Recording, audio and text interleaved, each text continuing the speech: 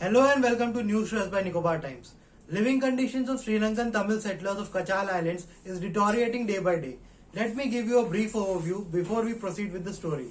In 1964, Shrimavo Shastri Pact was signed, which led to resettlement of lakhs of Indian origin residents of Sri Lanka back in India. The pact was signed after a widespread resentment among the local Sri Lankan population because of the increasing Tamil population there. 48 families of Tamil settlers who were brought back under the Shrimavo Shastri Pact were settled at Kachal Island in Nicobar district of Andaman Nicobar Islands to work in the rubber plantation. Each family of these Sri Lankan Tamil settlers was provided with a house and 0.5 acres of land for kitchen garden without any license. These Sri Lankan Tamil settlers worked in the rubber plantation and earned their livelihood. In 2017, the Andaman Nicobar Forest Plantation Development Corporation Limited closed down, rendering all Sri Lankan Tamil settlers jobless. Kachal Island is a tribal area, and because of the ANPAT Regulation 1956, these settlers were unable to take up self-employment or business to earn their livelihood after the closure of Andaman and Nicobar Forest Plantation Development Corporation Limited. These settlers are demanding resettlement from Kachal to a non-tribal area since a very long time. In 2003, the issue of resettlement of these Sri Lankan Tamil settlers were raised before the then Prime Minister of India, Mr. Atal Bihari Vajpayee, during the IDA meeting. Mr. Vajpayee had then directed the Andaman Nicobar administration to facilitate their resettlement. The resettlement of the Sri Lankan Tamil settlers has not materialized till today. These settlers started indefinite protests to demand for the resettlement on 18th of November 2020. The protest went on for 134 days before being called off after assurance from Mr. Ajay Bairagi, State President Bharatiya Janata Party, Andaman Nicobar Islands. These Sri Lankan Tamil settlers are facing existential crisis at Kachal today. There are 246 families of the Sri Lankan Tamil settlers residing at Kachal Island today, and they are living in cramped spaces because they cannot construct houses there because their settlement area is not legally theirs. These settlers are not even able to earn their livelihood because of the restrictions under ANPAT regulation of 1956. Each passing day, their living condition is deteriorating. Recently, the member of their community tried setting up a copra drying unit in Kachal, but they were stopped because of various restrictions. The problems being faced by the Sri Lankan Tamil settlers needs immediate redressal. Nicobar Times spoke to Mr. Vishal Jolly, former State President of Bharatiya Janata Party, Andaman Nicobar Islands, on this issue. Let's hear in what he has to say. नमस्कार sir Sri Lankan Tamil settler resettlement का मुद्दा अभी फिर से ढीले हो रहे हैं। उन लोगों के पास कचाल में रोजगार कमाने का जरिया कुछ नहीं बचा सर। इस बारे में आप कुछ बताइए सर। देखिए, बहुत दुखद है। श्रीलंकन सेटलर्स जिनको कचाल में बसाया गया था बरसों पहले, वो भी एक संधि के तहत, सरकारी संधि के तहत, उनका हाल बहुत खराब है, पैथेटिक कंडीशन है। रहने का भी जो घर है वो भी इतना बुरा हाल में है कि उसमें हाइजीनिक कंडीशन में रहना असंभव है।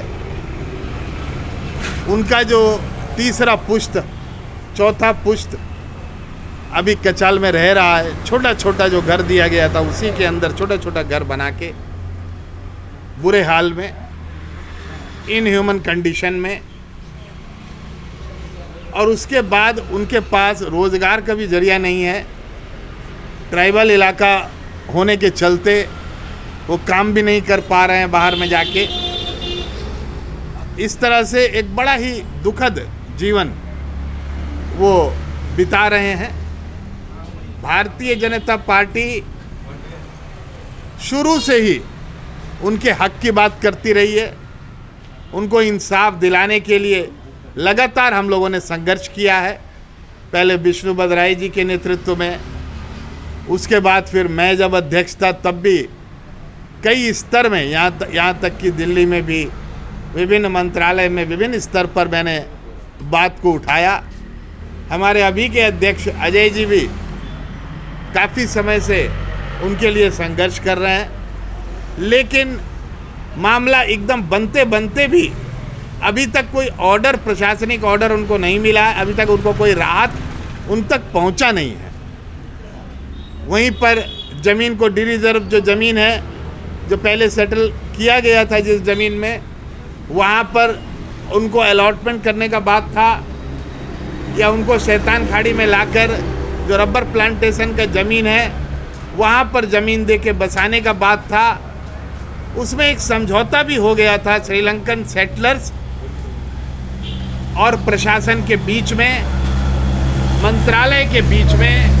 हम लोगों का अथक प्रयास से भारतीय जनता पार्टी अंडमान निकोबार द्वीप समूह के जो नेतृत्व है, हम सभी कार्यकर्ताओं के अथक प्रयास से एक सेटलमेंट संधि भी प्रशासन को सौंपा गया था, जिसमें श्रीलंकन सेटलर्स प्रशासन के दिए गए जो 3-4 ऑप्शन थे, उसमें से कुछ ऑप्शन को उन्होंने स्वीकार भी कर लिया था और ये अलॉटमेंट होने ही वाला था, उनका मुद्दा सुलझने वाला है, ऐसा आभास हम सबको हुआ था। प्रशासन ने भी ऐसा ग्रीन सिग्नल दिया था, लेकिन अभी तक कई महीने बीत गए, अभी तक कोई परमानेंट सेटलमेंट उनका नहीं हो पाया, उनको अभी तक कोई राहत नहीं मिल पाया है। मैं प्रशासन से, क्योंकि मंत्रालय और हमारा सरकार पूरी तरह से कचाल सेटलर्स के साथ है, उनका दुख को समझता है और उनका परेशानियों को समझते हुए प्रशासन को निर्देश दिया था कि इन 3-4 ऑप्शन में से जो भी ऑप्शन श्रीलंकन सेटलर्स को स्वीकार हो, उनको सेटलमेंट कर दे। लेकिन श्रीलंकन सेटलर्स के प्रशासन के द्वारा दिए गए ऑप्शन को में तैयार होने के बाद भी, मानने के बाद भी, अभी तक प्रशासन की तरफ से कोई भी ठोस सेटलमेंट उनका नहीं किया गया, अभी तक कोई ऑर्डर उनको नहीं दिया गया, अभी तक उनका समस्या ज्यों का त्यों है।